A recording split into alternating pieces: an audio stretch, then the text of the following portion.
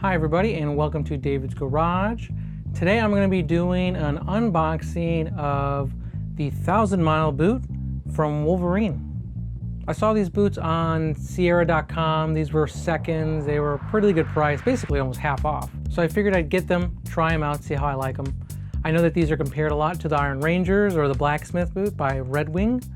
What are your guys' thoughts? Do you guys prefer this 1,000 Mile boot? I heard a lot of good things about the comfort, about the last.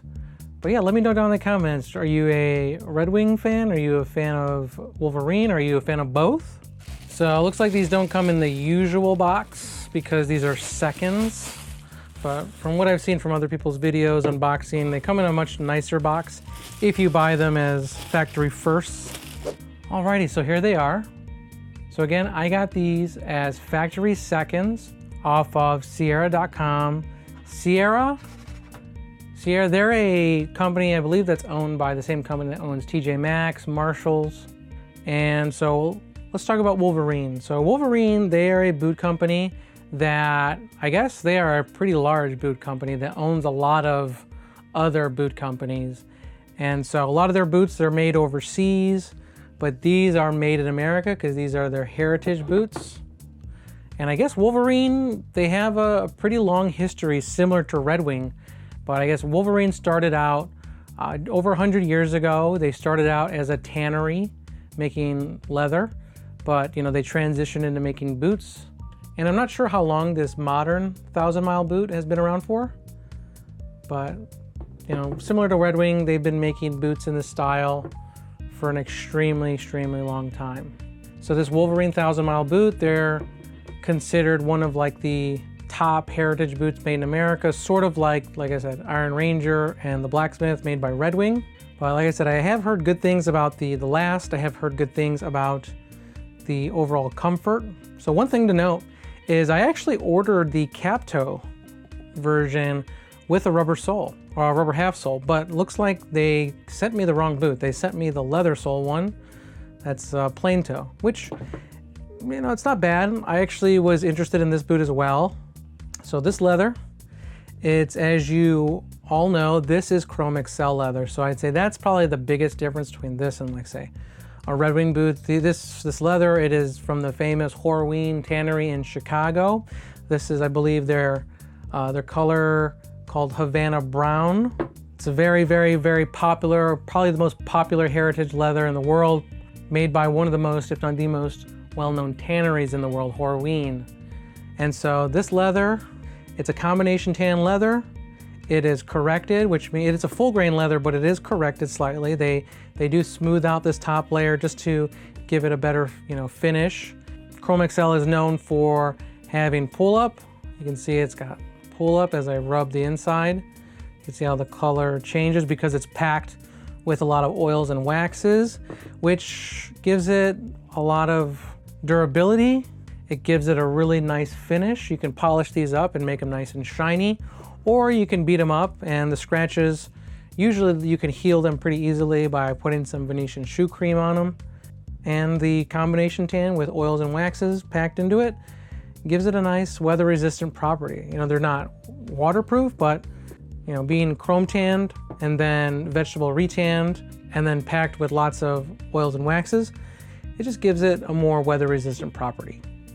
You can see the leather is not struck through. You can see that this side is a different color than this side. So as you beat them up, if you wear out this top layer, this outer layer, you can start to show this lighter layer, this lighter core layer.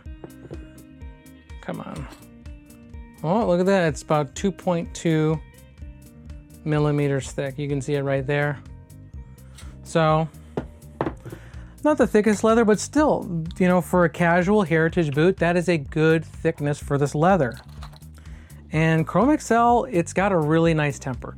I have never had any trouble breaking in a Chrome Excel leather. I think Chrome Excel is one of the nicest leathers to break in. To me, Chrome Excel it's got a really good amount of body, but it's definitely, in my opinion, on the lighter end of the temper scale. Okay, so let's talk about this last. So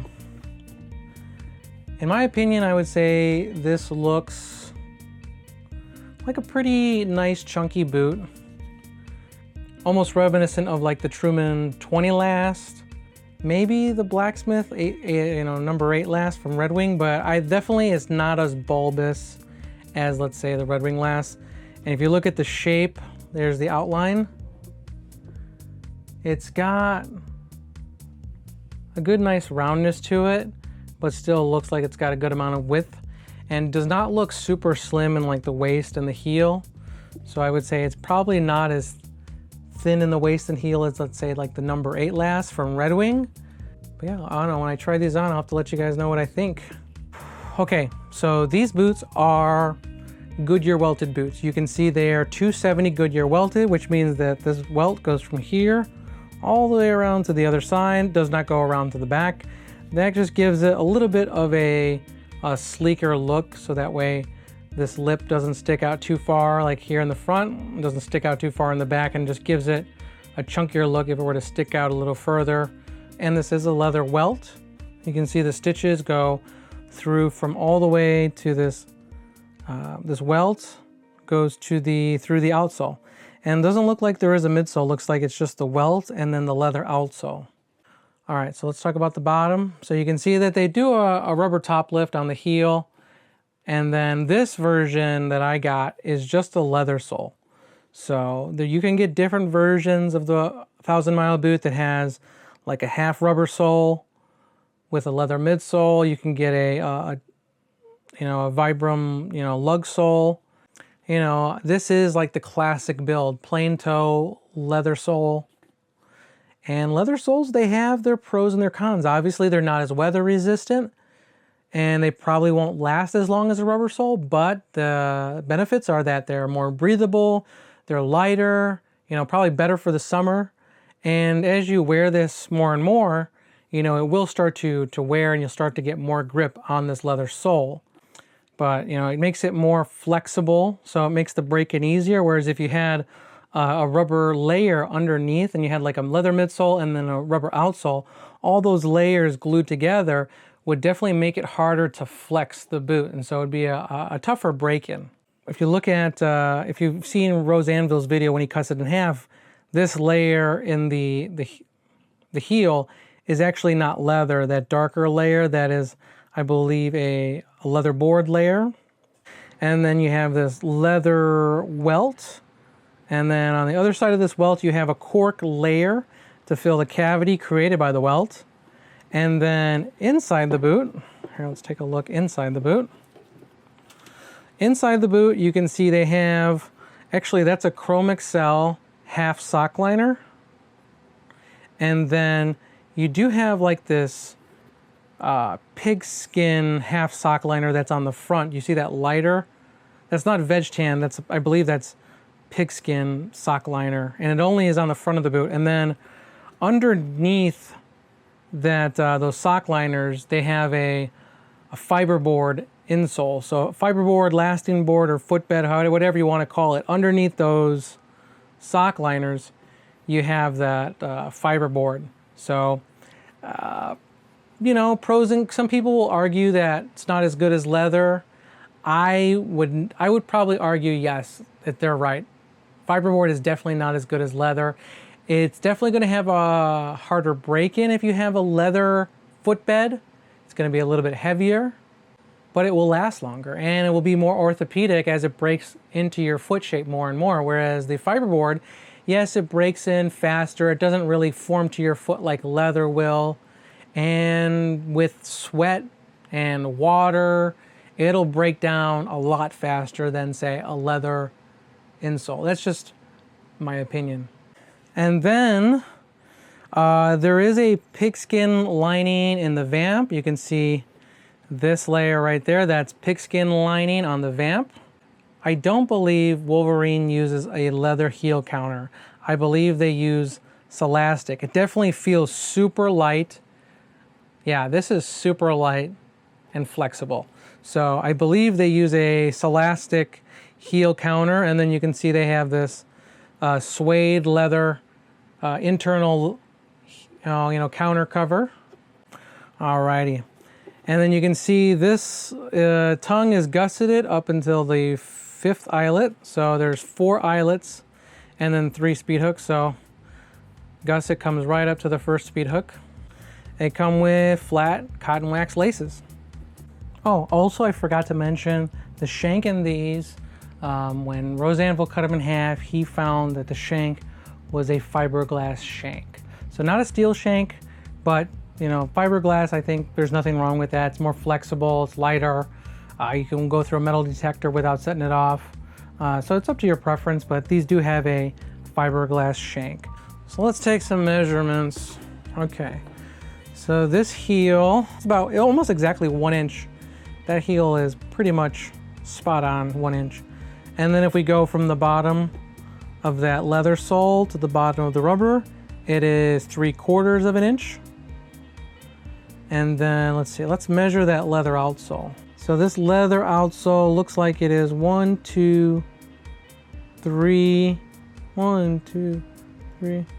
Wow, it's almost exactly 3 millimeters thick. So from the inside of the boot, this boot is almost exactly 5 inches tall. I'd say almost 5¼ inches tall. Measure from the outside. Yeah, 5.5, 5¼ 5.5 from the outside.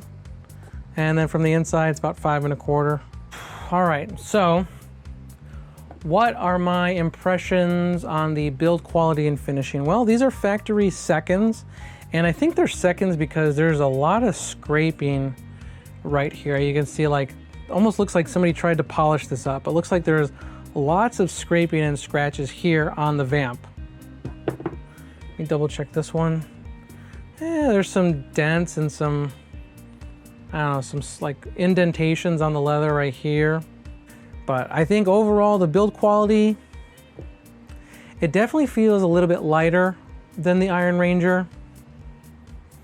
I think that the 1,000 Mile boot, it definitely looks more refined than say like the Red Wing Iron Ranger or Blacksmith. It does, I don't know, just knowing that this is Celastic heel counter and knowing that it's a fiberboard insole, I don't know, it just definitely feels like this would be like a nice office boot. Like if I worked in an office, this would be a nice boot to wear. You know, or if I just wanted to like wear it to go out in the town, hang out with my friends, this would be a nice boot to wear. But I don't think that these would stand up to the same amount of wear and tear as, let's say, like the Iron Rangers. Even though the Iron Rangers themselves are heritage boots, they're fashion boots, they're not work boots, I still think that the Red Wing Iron Rangers, they do feel more heavy duty than this. But I don't know, let me know what you guys think. You know, I'm not saying that these are bad boots that will fall apart. This is just my initial impressions, just based on the build quality and what I'm looking at and what I'm feeling. All right, let's try these bad boys on. Okay, so these are a size 10. I get a 10D in my Iron Rangers. I get a 10D in Truman boots. I get a 10 in Parkhurst. A 10.5D on the Brannock. So these fit me really nicely. I really like the way these fit. So I will say though, I definitely can feel that my waist of my foot, it is being hugged a little bit, but I can definitely feel there is a looseness in the heel. So definitely, you know, the number 8 last from Red Wing, it has a very slim waist and heel, and so it grips your foot really nicely. This does not. The toe box though, it's definitely, you know, roomy. It's on the roomy side. So no complaints for me on the toe box. I'm just telling you what I'm feeling, but right now I can definitely feel how they do. It's definitely not as slim in the waist and the heel, so my heel is not being hugged nicely. It also probably doesn't help that these do not have a heel counter. It's just a piece of plastic. It's a Celastic heel counter, so that's not going to break in or grip your heel nicely at all. So overall comfort though, and arch support, I would say arch support is average, below average. You know, it's just your standard service boot. I don't, like I said, I can feel it gripping my waist, but it's definitely not hugging it nicely and giving my arch that support. And then overall comfort, I will say that comfort's fine. I don't think it's amazing. I think I may prefer Parkhurst straight out of the box. I may prefer Grant Stone straight out of the box. I'm sure that as I wear them more and more, they'll break in and become more and more comfortable. But not blown away by the comfort, not blown away by the fit, not blown away by the build quality. What are my concerns? Do I have any concerns? Well, you know, I will probably return these, but if I do end up keeping them, I'm probably gonna put a rubber sole protector to give me better grip, because I need better grip. I know it's like I work and I move around a lot and I don't want to have my foot slipping and sliding. I think leather outsoles, they have their place, but me personally, I just prefer a rubber outsole. So if I do end up keeping these, I would put a rubber sole protector on these. Build quality feels okay. But obviously if I do end up keeping these, or if I exchange them for the ones that I originally wanted with that rubber half sole, then I'll bring you guys updates on, you know, the overall, you know, how they're breaking in, the overall quality. So that's everything I have for you guys today. So if you guys have 1,000 Mile boots, let me know what you guys think of them down in the comments below. Do you prefer your Iron Rangers or your Blacksmiths over them? You know, if you prefer Wolverine over Red Wing, you know, let me know down in the comments. Yeah, otherwise, I appreciate your time and I'll see you on the next video.